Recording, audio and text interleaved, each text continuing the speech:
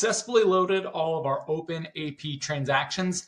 And now in this video, we're going to go over how to reverse the balance sitting in our import AP vendor.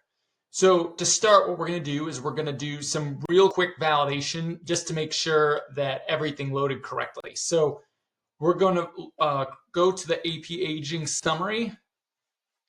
And what I want to check is that this import AP vendor should match my AP balance, and the total balance should be double, right? So the 11,152.67, that is half of the balance. So that means essentially what happens is I've got half the balance sitting in the import AP vendor from my summary TBs that I loaded, and then the other half of the balance is sitting in all the individual transactions. And that's what you want to see before we do the final step.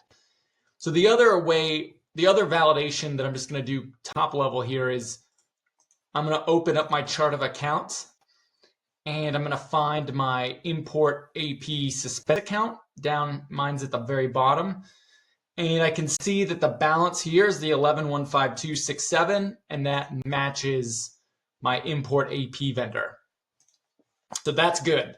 So now the final step is to actually enter a journal entry where we're going to reverse both this import AP vendor and that suspense account.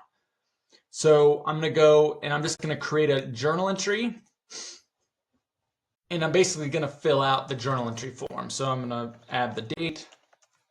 This I typically would do it the go live date. I'm going to set the subsidiary. Just call this reverse AP balance. And then you want to make sure that the posting period matches the posting period that we set all the transactions to. And then I'm going to then put in accounts payable as my account. And I'm going to take the copy and I'm just going to copy and paste the balance. And here I'm going to debit that amount.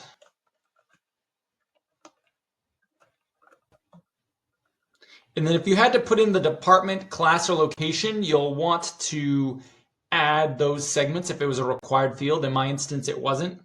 And now I'm going to put in this import AP vendor. And then now I'm going to put in my expense account.